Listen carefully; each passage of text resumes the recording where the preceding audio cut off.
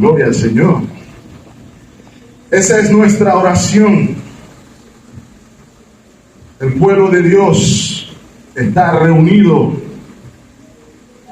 en armonía, en coinonía, con la intención de escuchar a su Dios. No con la intención de escuchar mi voz, sino con la intención de escuchar a su Dios. No con la intención de escuchar sus voces en canción, sino con la intención de escuchar a su Dios. Y el Señor ha sido bueno porque nos ha permitido estar aquí a pesar de las circunstancias en las que podamos sentirnos o encontrarnos. Como ha podido leer, en la mañana de hoy vamos a continuar nuestra serie en el libro de Éxodo. Vamos a estar avanzando en el tema donde el peregrinaje de los israelitas se convierte en el punto medular. Atrás quedaron los días de esclavitud. Ahora estamos en los días en que hay que caminar. Pudiéramos inclusive decir, estamos en los días, teológicamente hablando, en lo que hay que marchar. Mientras observamos el peregrinaje de los israelitas de Egipto al monte Sinaí y del monte Sinaí a la tierra prometida.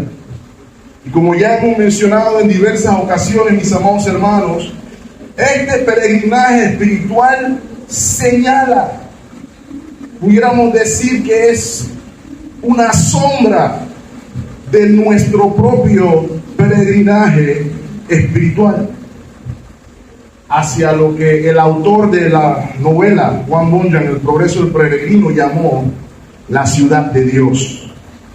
Usted y yo, mis amados hermanos, estamos en el mundo, pero no somos del mundo. Nuestra residencia está en la ciudad de Dios, la ciudad que no está hecha de manos, donde no es necesaria la luz del sol, porque Dios mismo es la luz de su pueblo. Vimos la última vez que es Dios mismo quien nos guía en esta peregrinación, quien nos lleva a ese lugar. Al pueblo de Israel lo guió con una nube en representación de su presencia, y hoy a usted y a mí nos guía por medio de su Santo Espíritu que mora en nosotros y por su palabra.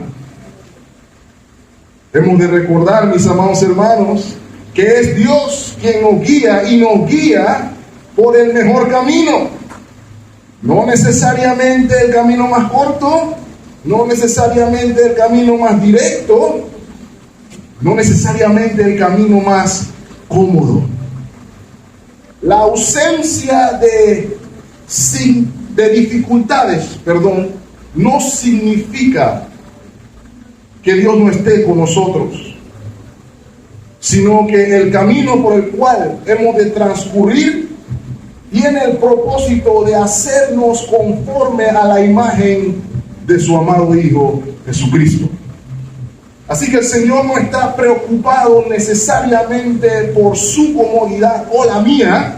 Él está en misión de que usted sea hecho conforme a la imagen de su Hijo, cueste lo que cueste. Sin embargo, mis amados hermanos, lo que este pasaje nos ayuda a observar es lo siguiente: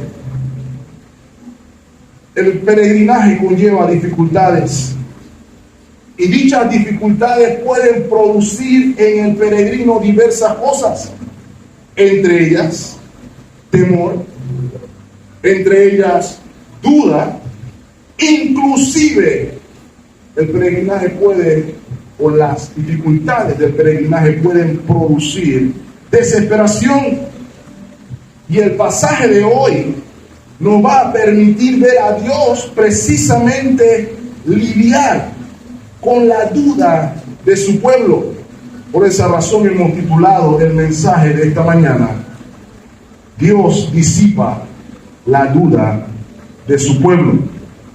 Quisiera que oráramos, hermanos. Amado Señor, entramos en tu palabra. Te pedimos, Señor, con humildad, que podamos escuchar tu voz. Danos ojos para ver, oídos para oír. Y como siempre te pido, Señor, no permita que mis labios falibles sean de alguna manera impedimento a tu palabra suficiente e infalible. Es mi oración. En Cristo Jesús. Amén. ¿Cuál es nuestra tesis, mis amados hermanos? ¿Cuál es la premisa que planteo desarrollar junto a ustedes esta mañana? Es que en medio del temor y la duda de su pueblo, la gloriosa manifestación divina disipa la duda y alimenta la fe. Y hay tres porciones fundamentales de este pasaje a donde quiero entonces, mientras lo desarrollamos, enfocarlos. El primero es que reconozcamos que somos peregrinos para la gloria de Dios. Nuestro peregrinaje es para la gloria de Dios. El segundo aspecto que quiero observar o llamar su atención a través de este pasaje es al problema de la duda. El problema de la duda. Y en tercera instancia, a que podamos observar la mano de Dios obrar en beneficio de su pueblo, alimentando nuestra fe. La mano de Dios en beneficio de su pueblo, alimentando nuestra fe. Sin más preámbulo, hermanos, vayamos a ver o a recalcar por qué considero que somos peregrinos para la gloria de Dios. Los primeros 4 versículos de nuestro pasaje son muy importantes. Más importante de lo que usted piensa. Gracias, mi hermano.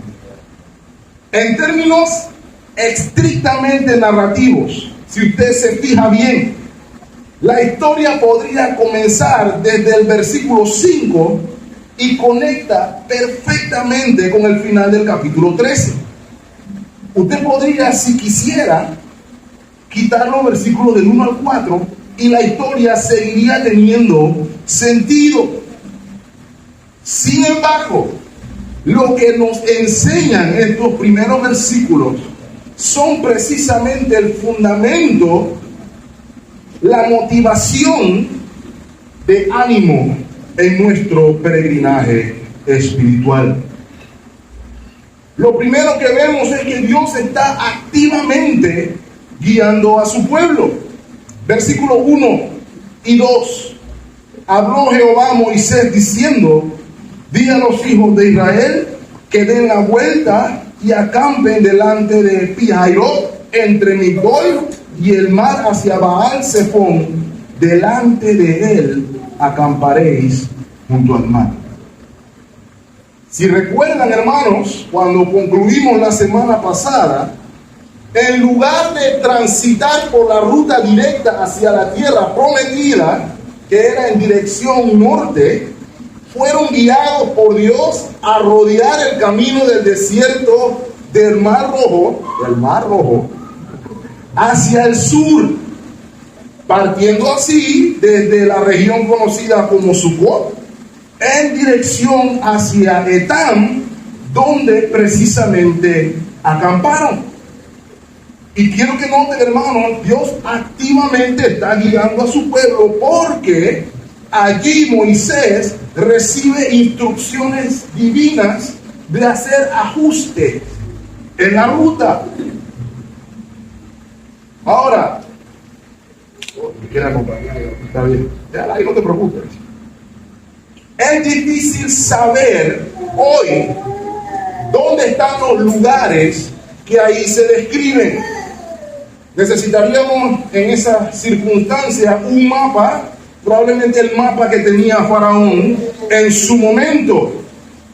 No obstante, aun cuando los teólogos se ponen a discutir dónde estaba Pihairot y dónde estaba el otro lugar y el otro, lo que quiero que observemos, o lo relevante aquí, es que Dios quería que acamparan en un lugar específico, en una coordenada particular de la geografía de la época.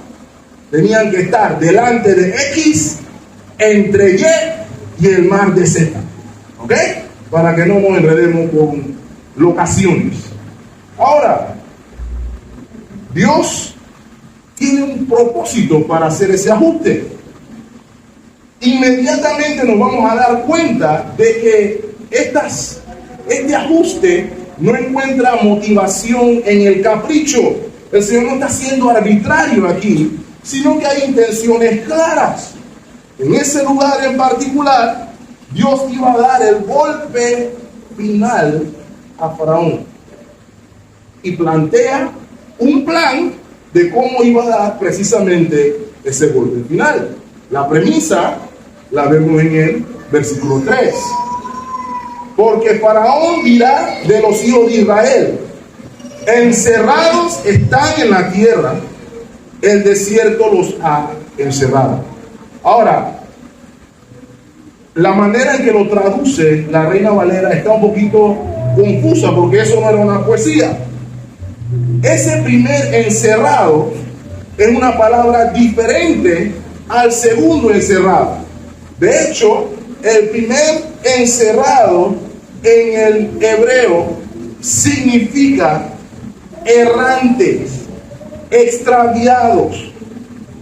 Faraón iba a pensar que los israelitas estaban perdidos en el desierto por ese cambio de dirección y por ende iban a estar muy vulnerables, iban a estar atrapados, encerrados en el desierto por haber hecho ese ajuste en el cambio de dirección.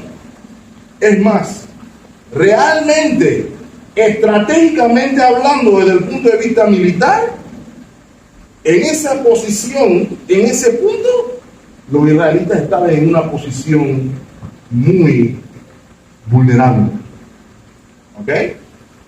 No obstante, la intención del Señor es que allí es donde Faraón va a recibir el golpe final. Versículo 4. Y yo endureceré el corazón de Faraón para que los siga, y seré glorificado en Faraón y en todo su ejército, y sabrán los egipcios que yo soy Jehová. Y ellos lo hicieron así. Entonces, el cambio activo de dirección tenía un propósito definido. Y antes de hablar del propósito definido, nos permite ver lo que es valioso para el resto del pasaje. Dios es soberano. En virtud de su autoexistencia, en virtud de su inmutabilidad, en virtud de su omnipotencia, Dios obra conforme a lo que Él quiere, siempre. Y sus propósitos han de cumplirse y no pueden ser estorbados. Más sobre eso en un minuto. Mis amados hermanos, lo que debe hacer esto en nuestros corazones es recordarnos que nada de lo que el Señor permita que suceda en nuestras vidas, nada, y cuando digo nada es nada, toma a Dios por sorpresa. Todo es parte de su plan y de sus propósitos eternos. Todo lo que usted ve del versículo 5 al 9 no sucedió y Dios quedó diciendo: ¡oh! No estaba contando porque Faraón va a hacer eso. Dios le está diciendo a Faraón: mira lo que va a pasar, porque yo lo voy a hacer que pase. Yo decreto que esto suceda. Y lo que vimos aquí, mis amados hermanos, que todo lo que Dios permite que suceda es parte de su plan y propósito eterno. Y nos vamos a dar cuenta que para que esto se dé, Faraón volvió a ser Faraón, y en su santo decreto Dios no le impidió ser Faraón, porque con él siendo Faraón, él iba a ser glorificado. ¿Okay? Nada ni nadie se puede interponer en los propósitos divinos. Acompáñenme a Job, capítulo 42. Voy a leer la Biblia de las Américas, porque me parece que la Biblia de las Américas hace una traducción más apropiada que la Reina Valera. Las palabras de Job, luego de que llegó el torbellino y pasó lo que tenía que pasar, note lo que dice Job. Yo sé que tú puedes hacer algunas cosas, todas las cosas. Note la segunda línea, hermanos. Y que ninguno de tus propósitos puede ser frustrado. ¿Ok? Nada puede frustrar la voluntad del Señor. Y note aquí, mis amados hermanos, que el propósito de todo esto es nada más y nada menos que la gloria de Dios. Fuimos creados para la gloria de Dios, y permítame decirle más, mis amados hermanos, usted y yo fuimos redimidos no para nosotros mismos, sino para la gloria de Dios. Dios se glorifica en la salvación de su pueblo. Y mi punto aquí, mis amados hermanos, es que usted pueda observar que su caminar con Cristo, su peregrinaje espiritual, es para la gloria de Dios. Ese giro a la izquierda, por ponerle una dirección, iba a ser utilizado por Dios para su gloria. No obstante, Faraón era ingenuo. Él estaba pensando que era más vivo que el más vivo. Pero ya Dios le había dicho a Moisés cuál era el plan. ¿Saben qué es lo que Dios quería que Faraón pensara? Dios quería que Faraón pensara que los israelitas eran unos tontos, que no sabían lo que estaban haciendo. Es más, yo estoy seguro que probablemente entre los israelitas había algunos que pensaron que son unos tontos y no sabemos lo que estamos haciendo. ¿Para dónde vamos por fin? ¿Para dónde nos están llevando? Izquierda, derecha, arriba, abajo, nos dice primero para abajo, ahora nos dice den la vuelta, olvidando el principio de que, de nuevo, Dios guía mejor que nadie. ¿Ok?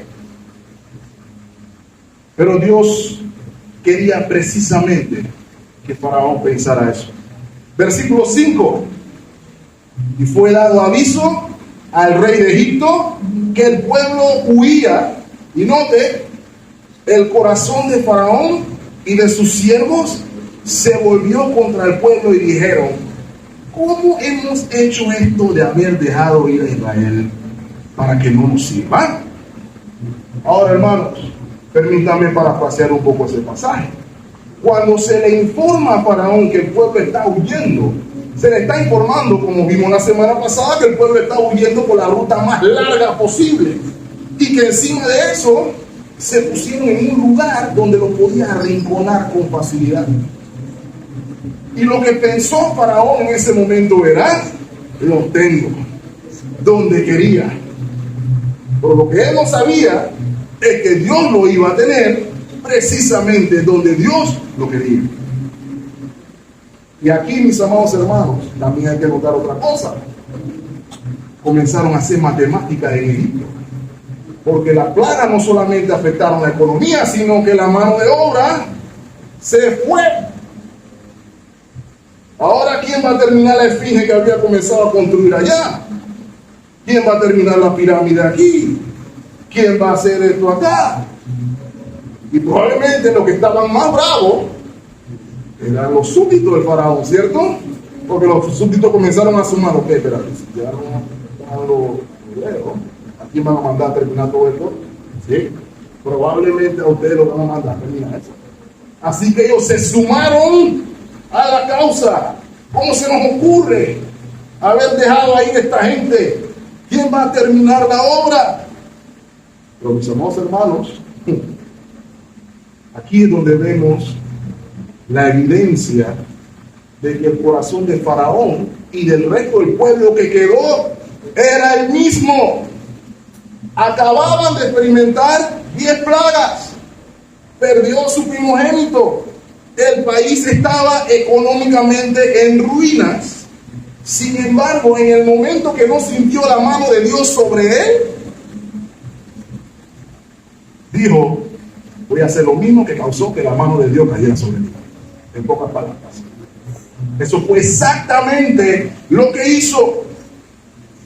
Para ellos era más importante, probablemente, era tener mano de obra, aunque no hubiera luz, aunque hubiera granizo, aunque hubiera, pero nadie se meta con mi mano de obra, probablemente.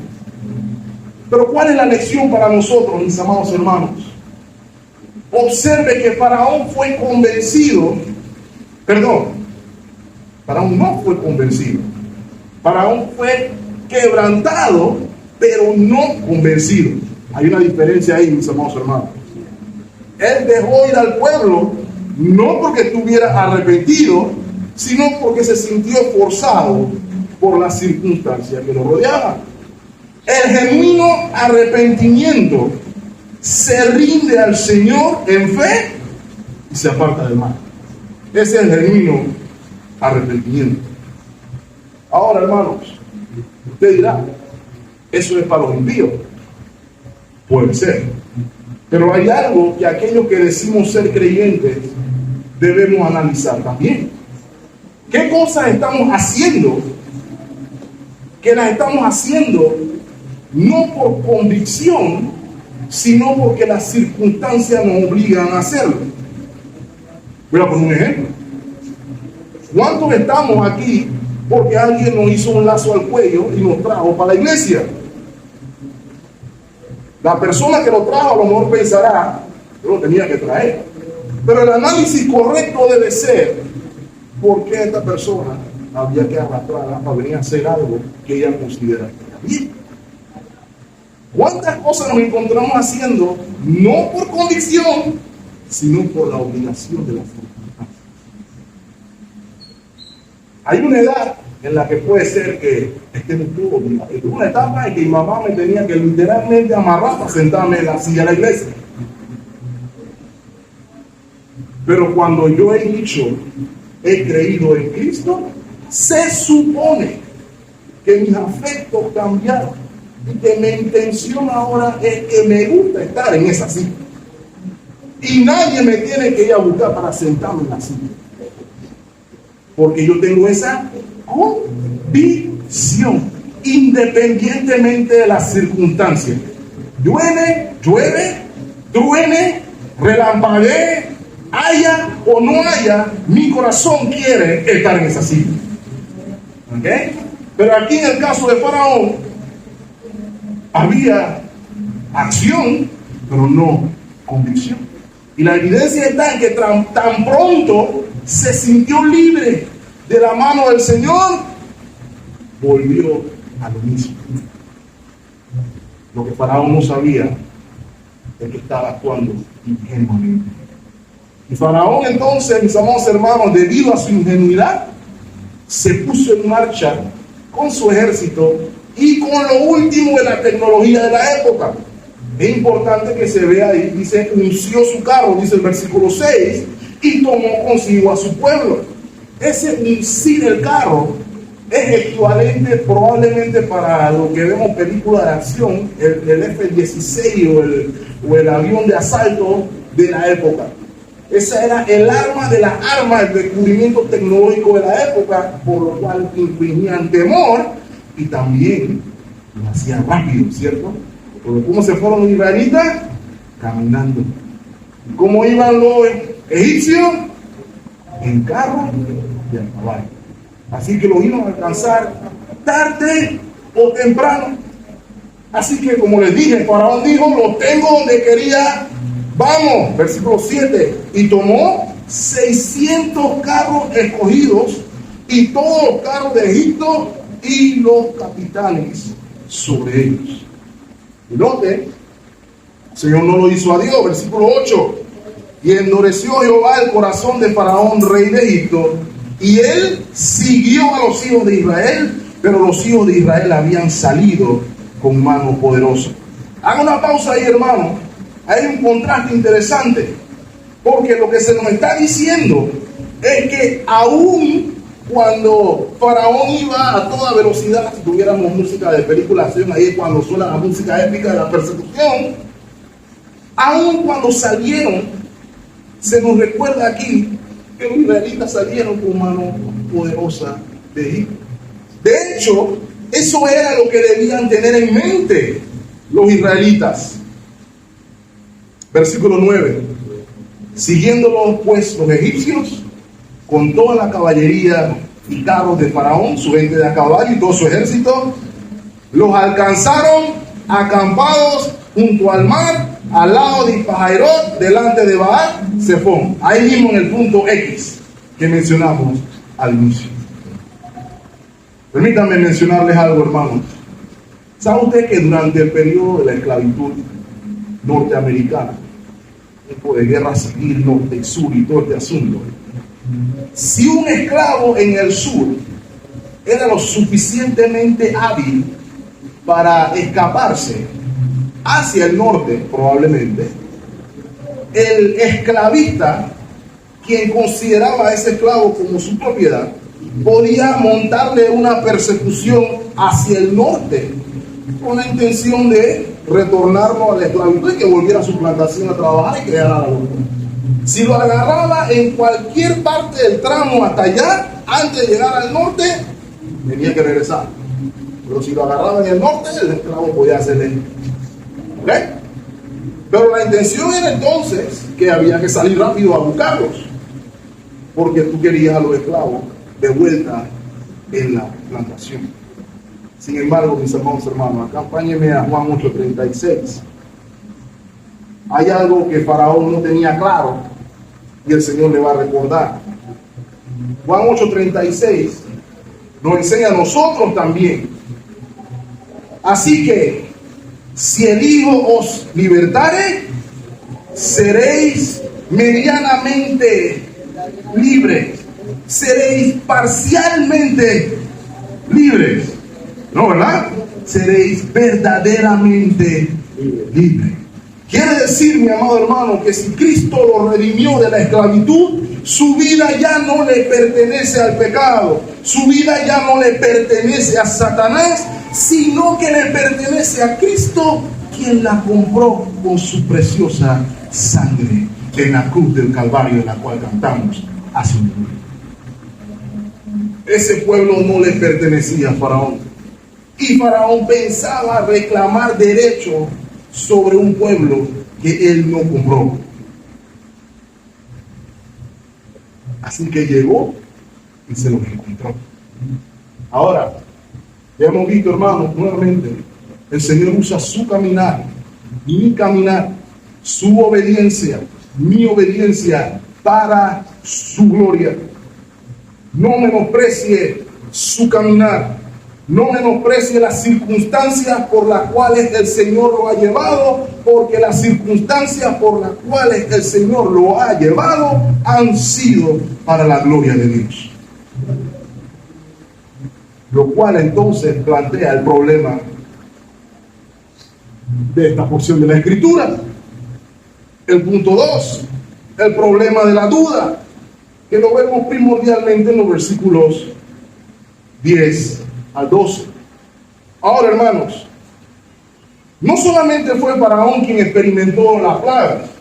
Faraón y los egipcios experimentaron las plagas, pero también los israelitas desde la otra esquina pudieron ver el efecto de las plagas en los israelitas. Aún así, parece que los israelitas olvidaron lo que decía la última parte del versículo 8, que el pueblo de Israel salió con mano alzada, que salió con mano poderosa, salieron con la cabeza en alto, mirando a sus opresores, porque la mano de Dios les trajo libertad. Eso es lo que debería estar pensando todo aquel que ha sido redimido por Dios. Pero note lo que sucede en el versículo 10. Y cuando Faraón se hubo acercado, ¿qué fue lo que sucedió? Los hijos de Israel alzaron sus ojos y he aquí que los egipcios venían tras ellos. Ahora, hermano, antes que sigamos leyendo, piense por un momento para su interior. No tiene que decirlo en voz alta. ¿Cómo se hubiera sentido usted en ese momento? ¿Sabe por qué lo digo? Porque normalmente en estos pasajes comenzamos a decir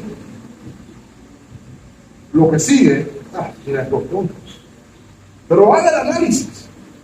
¿Cómo hubiera reaccionado usted al ver aquello que usted pensaba que era historia del pasado, una vez más, delante de usted?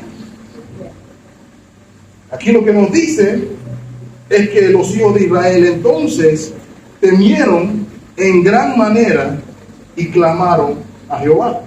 Ahora, ojalá el versículo 10 sea el final de esa frase, pero si usted se da cuenta y sigue el versículo 11, se va a dar cuenta que ese clamor no era un clamor de fe, ese era un clamor de desesperación, donde había certeza de que iban a morir. Versículo 11. Y dijeron a Moisés: no había sepulcros en Egipto que nos has sacado. Una vez comenzamos a echar culpa, ¿cierto? Nos has sacado para que muramos en el desierto. ¿Por qué nos has hecho esto? ¿Por qué nos sacaste de Egipto? Note lo que está pasando, hermano. Automáticamente hay una añoranza de la esclavitud. Hay una añoranza de la opresión. Y como mencioné la semana pasada, siempre sale uno que dice: yo se lo había dicho. No me hacen caso cuando yo hablo. Yo les dije: déjanos aquí. ¿Para qué nos quieres sacar? Esa persona salió. ¿Eh? Mejor no fuera servir a los egipcios que morir nosotros en el desierto. Solamente nos vieron, hermanos. Todavía no habían tirado ni una flecha. Todavía no se había hecho nada.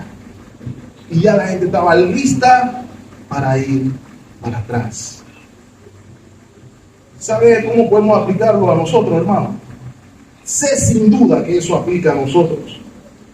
A veces en nuestra vida llega el momento de determinación. Llega el momento que decimos: he decidido seguir a Cristo. No vuelvo atrás. No vuelvo atrás. Y justamente cuando usted hace esa determinación en su corazón, Satanás viene en persecución feroz con intención de atacarlo. Probablemente aquella tentación, ese pecado que consideramos vencido, se asoma. Y puede que aún cuando me sienta determinado, en mi mente comience a hacer la pregunta: ¿para qué todo esto entonces? ¿Por qué yo? Esto no vale la pena. Es por el gusto. Y a veces podemos echarle la culpa a Dios. Dios no quiere ayudarme, porque Él está permitiendo que esto pase. Algunos hermanos inclusive pueden llegar hasta sentir nostalgia por el sufrimiento y la opresión. ¿No te llegaron a decir: es mejor servir a los egipcios antes que morir en el desierto? ¿Usted no ha escuchado a alguna persona que está tirada en la calle, tumbada, borracha, diciendo algo como: nunca más en mi vida voy a volver a tu punto? Nunca más, no quiero ni oler. Y después pasar 2 semanas después, puede pasar a la persona allí mismo. Esa persona se siente cómoda, se siente segura en ese dolor, en esa angustia, en esa circunstancia que no es nada agradable. Yo recuerdo en mi adolescencia, obviamente la casa del pastor no se podía tomar así. Entonces yo hacía el fake de que cuando mi amigo estaba, yo no me iba, yo estaba ahí, pero yo estaba tomando Coca-Cola, porque yo era santo. Pero recuerdo en esas conversaciones que el tema era mi amigo diciendo, se me borró el tema. Y eso era como un chiste, yo no sé cómo lo llaman ahora. Se me borró el caso. Tomé tanto que no sé qué fue lo que pasó. Pero lo dicen como si fuera algo bueno, cuando en teoría le está haciendo hasta daño a tu organismo. Algo similar a lo que estaba sucediendo aquí con los egipcios, mis amados, con los israelitas, mis amados hermanos. Estaban añorando aquello que les hacía daño, aquello que era su destrucción, aquello que era su dolor por el que clamaron al Señor, ¿recuerdan? Y el Señor respondió su oración mandando un libertador. Y ahora se arrepintieron del clamor. Y ahora el clamor era, regresan atrás. Para otros, las dudas pueden venir por las circunstancias o las aflicciones de la vida. Perdí mi trabajo, no tengo el dinero que quisiera tener en mi bolsillo, me enfermé, lo que como bien, hago todo lo que tengo que hacer, me enfermé de una enfermedad crónica. ¿Cómo es posible que el Señor permitiera que me pasara eso? ¿Por qué? ¿De qué me sirvió ir a la hermana Yeyeli y tomar mis notas y mi plan de apunte y pesarme cada 2 meses? ¿De qué me sirvió? Comenzamos a hablar así. ¿Por qué el Señor hace esto? Y señalamos al Señor, ¿por qué tú? Otros sufren persecución real, hermano. No es que los cristianos son haters, ¿no? Persecución real, secuestro, te tiro piedra a la casa, te tumbo la ventana, te rayo la iglesia. Y a veces entra la duda. No me pueden decir, hermano, que no nos ha pasado a cada uno de nosotros. Cuidado con mirar a los israelitas por encima del hombro, hermano, porque esto está hablando de nuestro peregrinaje, está hablando de usted y de mí. Pero permítame recordarle, hermano, lo que debe traer esperanza. Dios no lo salvó, mi amado hermano, para dejarlo en el desierto, sino que en fidelidad a su promesa, por amor a su nombre, para su gloria, Él prometió llevarlo hasta la tierra prometida. Él no lo va a dejar a mitad del camino. Él no lo va a dejar al principio del camino, porque Él es inmutable. Él no cambia. Él no lo lleva de la mano hasta la mitad y le dice, ¿sabes qué? Me aburrí de caminar, vamos para casa. Ese no es su Dios, ni mi Dios. Lo que Él promete, lo cumple. Y usted puede descansar en eso, a pesar de sus circunstancias, hermano. Sin importar cuál sea. Y aquí donde está el valor de los versículos 1 al 4, ¿cierto? Aquí donde vemos por qué la soberanía de Dios no es opresiva, sino liberadora. Los israelitas decían que iban a morir, que los sacaron para morir, y no habían siquiera discernido que ellos estaban precisamente donde Dios quería que estuvieran. No sacando para matarnos, no, te estoy sacando aquí para que veas mi mano en tu favor, para que veas cuánto te amo. Eso es lo que estaba haciendo el Señor. Ellos estaban precisamente donde Dios quería que estuvieran. Versículo 13. Moisés hizo un sermón en esos 2 versículos, hermano. Yo creo que podríamos haber hecho un sermón nada más hasta aquí. Moisés dijo al pueblo 3 instrucciones importantes para nuestro caminar cristiano hoy, mis amados hermanos. 1. No teman. No teman. Número 2. Estad firmes.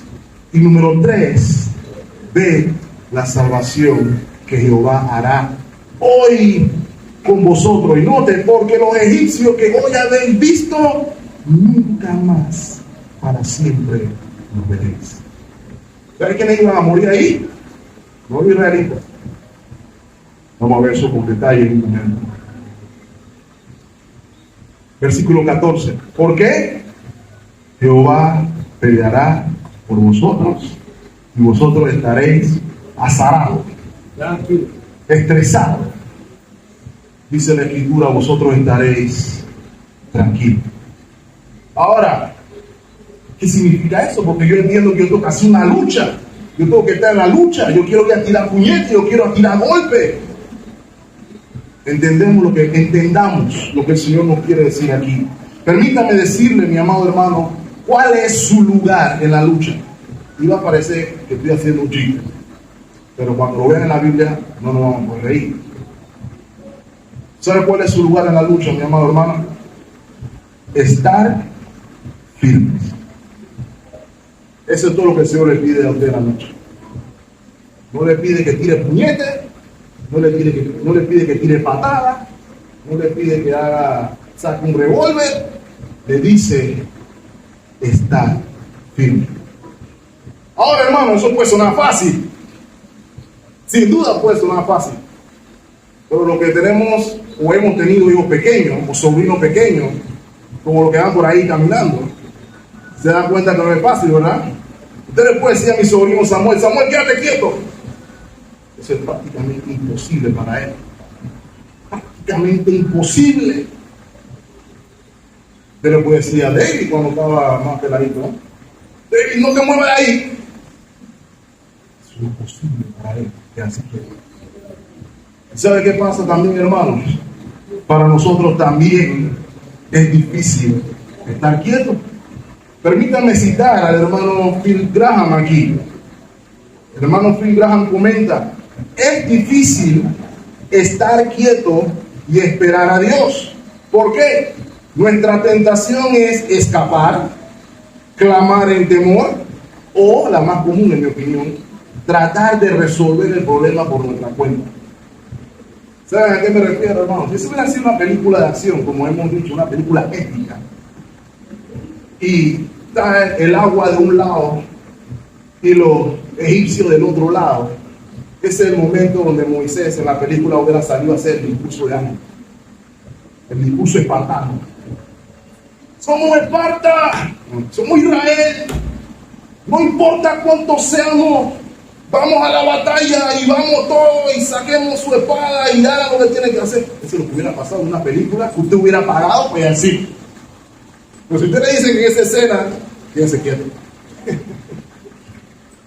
¿Cuál es el punto? Quédese quieto. Lo que el Señor está diciendo aquí es contrario a nuestra intención natural.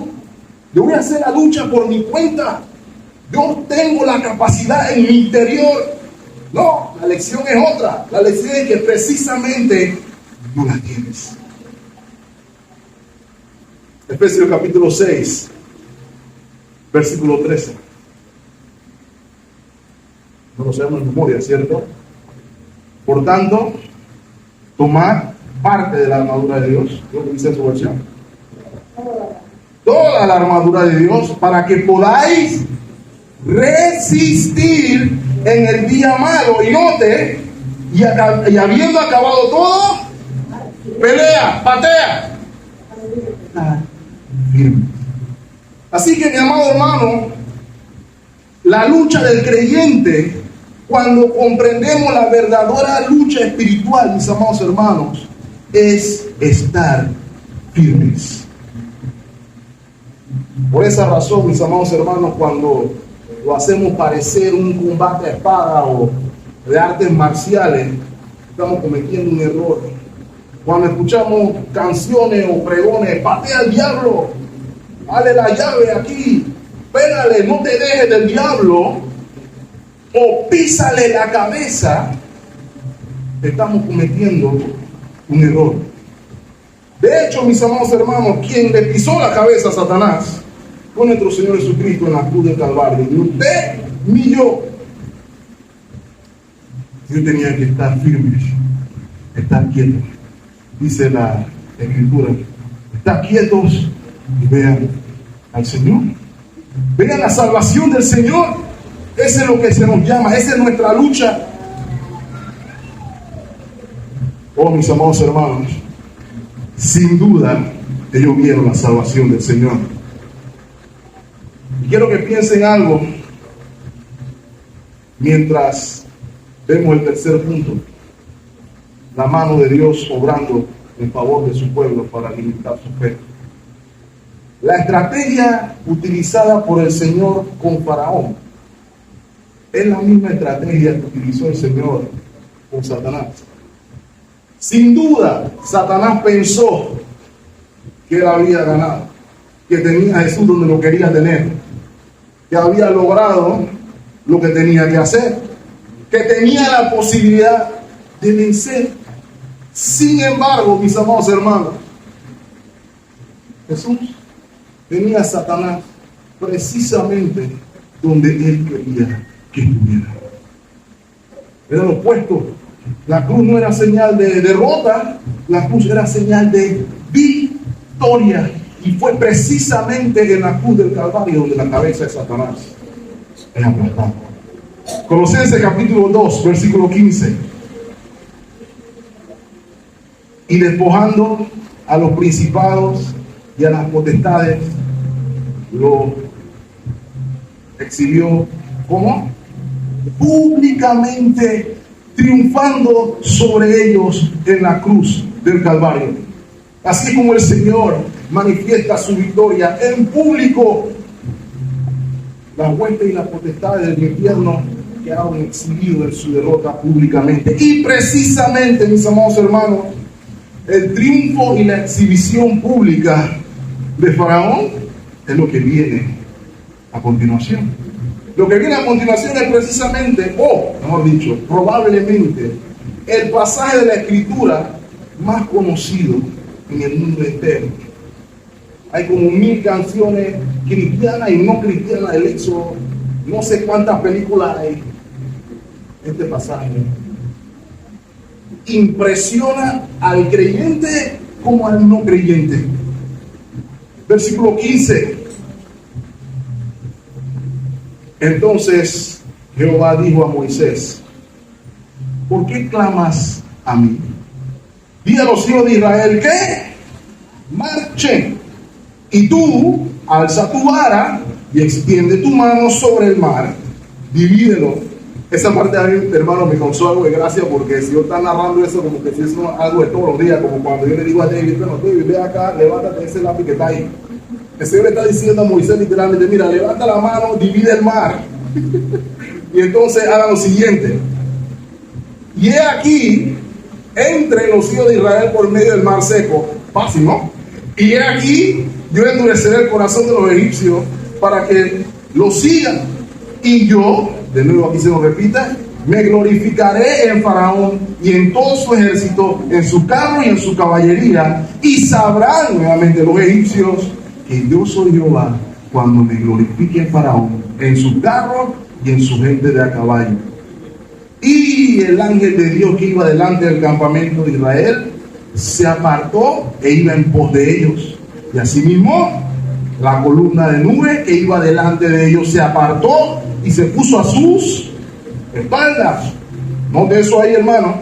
E iban entre el campamento de los egipcios y el campamento de Israel, y era nube y tiniebla para aquellos, y alumbraba a Israel de noche. Y en toda aquella noche nunca se acercaron los unos a los otros. Hago una pausa ahí, hermano. ¿De qué sirvió la lloradera al final?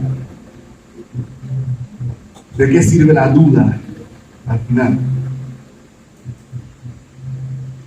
Mis amados hermanos, probablemente Moisés había consultado al Señor. Señor, bueno, ¿qué es lo que hemos de hacer ahora? Ya seguimos tus instrucciones. Y noten lo que le dice el Señor, hermanos: avancen, marchen. Y podríamos hacer, hermano, la misma aplicación para nosotros hoy, específicamente para la iglesia.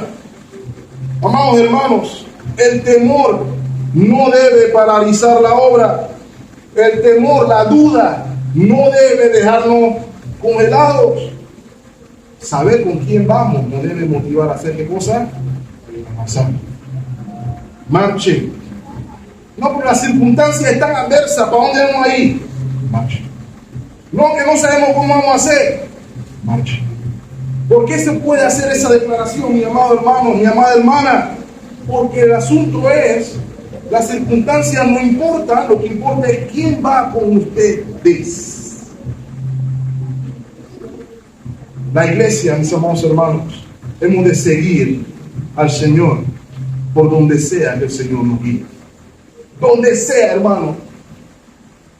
No necesariamente el lugar que más nos guste, donde sea. ¿Por qué?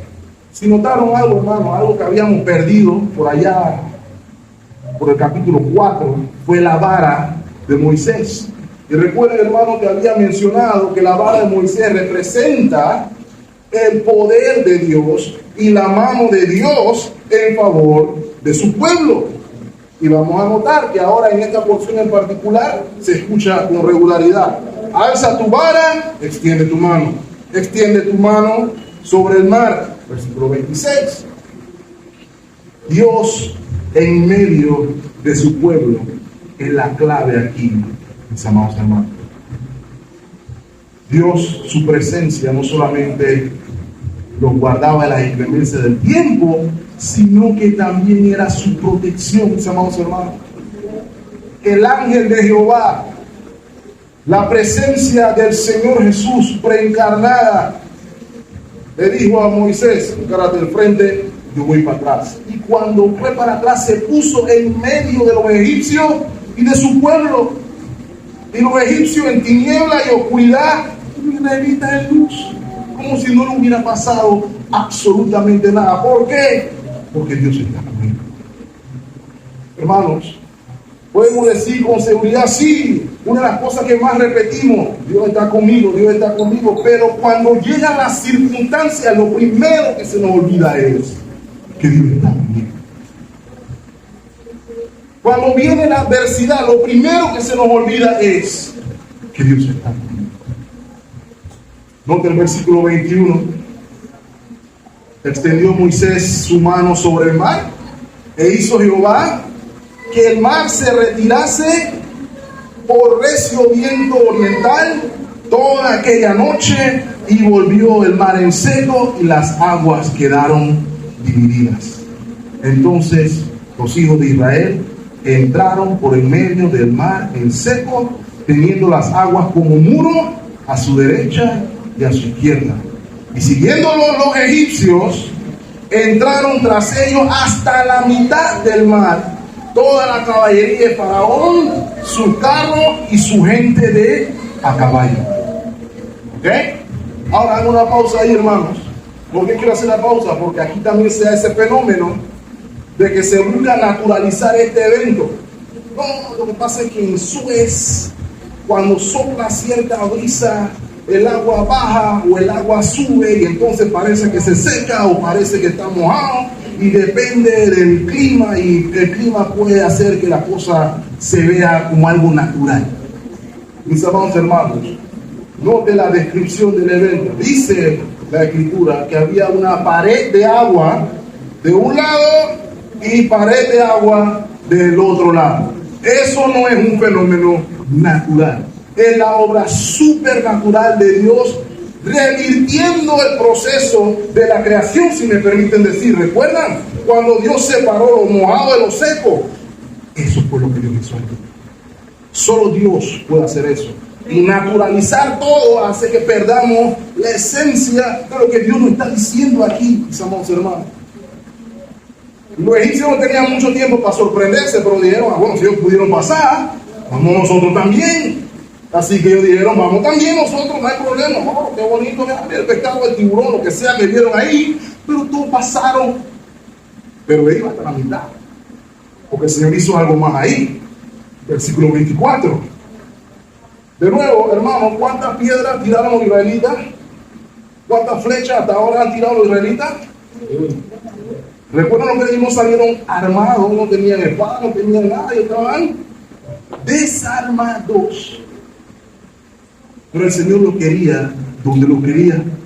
Versículo 24. Aconteció a la vigilia de la mañana que Jehová miró el campamento de los egipcios desde la columna de fuego y nube, y trastornó el campamento de los egipcios. ¿Están viendo eso, hermanos? trastornó el campamento de los egipcios. ¿Cómo lo hizo? Se metió con la tecnología de la época, ¿cierto? Y dice, me encanta cómo lo dice el versículo 25. Y quitó, ¿sabe quién lo quitó, hermano? El Señor. El Señor quitó la rueda de los carros y los trastornó gravemente. Ahora quiero que vean este pedazo, hermano. Entonces los egipcios dijeron, ¿qué cosa? Yo creo que tenemos que irnos. Ya se comenzaron a acordar de algunas de las plagas en el pasado. Se estaban dando cuenta que estaban pasando demasiadas cosas similares a lo que habíamos vivido. Y dice, huyamos de delante de Israel. ¿Por qué? Porque, hermano, Jehová pelea por ellos contra los egipcios. Los incrédulos lo reconocieron. Esto es mano de Dios. Vamos para atrás. Lastimosamente, hermano, era muy tarde. Porque, como le dije, esto también es un acto de juicio para Faraón. Pero Faraón endureció su corazón, ¿cierto? Hasta lo último. Así que, corazón endurecido está sujeto al juicio de Dios. Versículo 26. Y Jehová dijo a Moisés, extiende tu mano sobre el mar, para que las aguas vuelvan sobre los egipcios, sobre sus carros y sobre su caballería. No había manera, hermano, que los caballos no quieran regresar. Versículo 27. Entonces Moisés obedientemente extendió su mano sobre el mar, y cuando amanecía el mar se volvió en toda su fuerza, y los egipcios al huir se encontraban con el mar. ¿Y quién derribó a los egipcios? ¿Usted? ¿Yo? ¿Los israelitas? Jehová derribó a los egipcios en medio del mar. Y volvieron las aguas y cubrieron los carros y la caballería y todo el ejército de Faraón que había entrado tras ellos en el mar. No quedó de ellos, ¿cuántos? Ni uno. Versículo 29. Y los hijos de Israel fueron por el medio del mar en seco, teniendo las aguas por muro a su derecha y a su izquierda. ¿Saben por qué le estoy narrando esto, hermanos? Porque cuando el pueblo de Dios ve la mano de Dios extendida en su favor, la gracia y la misericordia de Dios manifestada, su fe incrementa. Compare lo que leímos en el versículo 12 con lo que leímos en el versículo 30. Así salvó Jehová aquel día a Israel de mano de los egipcios, e Israel vio a los egipcios muertos a la orilla del mar. Versículo 31. Y vio Israel aquel grande hecho que Jehová ejecutó contra los egipcios. ¿Y qué sucedió entonces? Y el pueblo temió a Jehová y creyeron a Jehová de Moisés, su siervo. Porque vieron la mano de Dios. No era momento de llorar cuando vienen las circunstancias. Es el momento de creer. Principalmente que Dios está en su trono. La tierra es el estrado de sus pies. Nadie lo puede sacar del trono. Ninguna circunstancia suya es mayor que la de Él. Mayor que Él, mejor dicho. No permitamos que eso se nos olvide, hermanos, si no, estaremos todo el tiempo en duda. Gracias a Dios, el Señor no nos salva por no dudar. Si el Señor nos salvara por no dudar, hermano, tuviéramos un problemón severo. Pero a pesar de su falta de fe, el Señor lo salvó. Quiero cerrar con esto, hermanos. Yo podría decir, mis amados hermanos, cuando ustedes estén entre sus circunstancias, entre su mar rojo y su problema, confíen en el Señor. Esa sería la aplicación fácil, sin duda alguna, hermanos, y es cierta. Parte del mensaje aquí es: confiemos en el Señor. No hay por qué temer. No teman está firme y veamos al Señor. Sin duda alguna en el mensaje.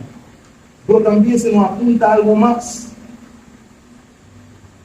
Esta es una historia de redención, mis amados hermanos, y se nos recuerda a usted y a mí, si usted tiene al Redentor con usted. ¿A qué me refiero con esto, mis amados hermanos? El Nuevo Testamento nos muestra la obra de Cristo en vocabulario del Éxodo. Acompáñenme, por ejemplo, a Mateo capítulo 2, versículo 15. ¿Se acuerdan cuando Herodes hizo algo similar a Faraón y declaró que había que matar a todos los infantes menores de 2 años? ¿A quién se parece eso? Faraón, ¿cierto? Y entonces, ¿qué hicieron María y José? ¿Se fueron a dónde? A Egipto. ¿Ok? Estaba en Egipto allá, dice el versículo 15, y estuvo allá, ¿cuánto tiempo? Hasta la muerte de Herodes, para que se cumpliese lo que dijo el Señor por medio del profeta cuando dijo: de Egipto llamé a mi hijo. Después de eso en su casa, eso es Oseas 11:1, si no me equivoco. Allí en Oseas, a quien se está refiriendo el profeta es al pueblo de Israel. Mi hijo, mi primogénito es el pueblo de Israel. Y lo llamé de Egipto, lo saqué de Egipto. Pero Mateo está haciendo un avance más en el plan de la redención y nos está diciendo que esa profecía aplica también a Cristo. Nos está diciendo aquí que Cristo es el mejor, o mejor dicho, Cristo es el verdadero Israel. De Egipto llamó a su hijo. Lucas 9:31.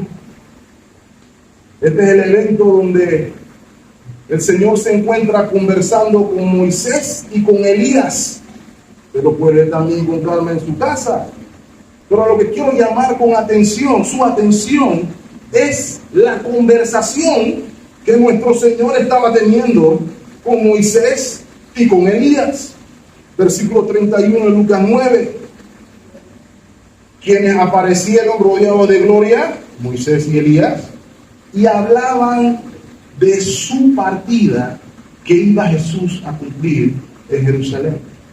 Ahora, hermanos, esa palabra que usted ve ahí donde dice partida, literalmente la palabra ahí es éxodo. Estaban hablando del éxodo de nuestro Señor Jesucristo en Jerusalén. Y esta parte me fue notoria, hermanos, en mi estudio bíblico, mientras meditábamos en este pasaje. El texto nos está apuntando a un propósito cumplido en Cristo Jesús. El éxodo verdaderamente importante es el éxodo de nuestro Señor Jesucristo en la cruz del Calvario, en Jerusalén. Ese es el éxodo que importa, no tanto el suyo, cruzar su mar rojo, sino que el Señor pasó, digámoslo así, entre las dos aguas de su muerte y su pasión, para que usted pueda ser salvo hoy. Su salvación se fundamenta en eso. Primera de Corintios nos recuerda, por ejemplo, que todos los padres pasaron o estuvieron bajo la nube y pasaron por el agua, como si fuera un símbolo de su bautismo. El bautismo del pueblo de Israel fue ese. Mi amado hermano, nosotros pasamos por el agua que tuvo que atravesar y por eso digámoslo así. La pregunta del millón es: ¿tienes tú al Salvador? ¿Tienes refugio en Él? ¿Tienes a quien clamar en la tempestad? ¿Tienes en quien poner tu confianza? Solamente hay vida en Cristo, el verdadero Israel, el Moisés superior, el Salvador de nuestras almas. No es solamente una historia de cruzar el agua. La historia es tienes al Salvador, tienes al Mesías prometido en tu vida. Si lo tienes, gloria a Dios. Si no lo tienes, te puedes considerar que estás todavía del otro lado del mar y que estás expuesto a morir en el juicio. No obstante, el Señor nos cierra la puerta. Venid a mí todos aquellos que estén trabajados y cargados, y yo os haré descansar. El que a mí viene, dice el Señor, yo no le echo fuera. Hemos de venir a Él en arrepentimiento y fe, y viviremos entonces en la gloria cuando lleguemos a la vida. Señor lo bendiga ricamente, hermanos. Estemos orando, amado Señor, gracias por tu palabra. Gracias por el tiempo que nos has dado para meditar en ella. Padre, incrementa nuestra fe. Líbranos de la duda por el poder de tu Santo Espíritu. Ayúdanos a recordar que tú quieres lo mejor para tu pueblo. Ayúdanos a recordar, Señor, que tú eres nuestro refugio. Tú eres nuestra esperanza y tú eres nuestra vida. Te rogamos que nos ayudes a comprenderlo y a vivirlo para tu gloria. En Cristo Jesús lo pedimos. Amén y amén.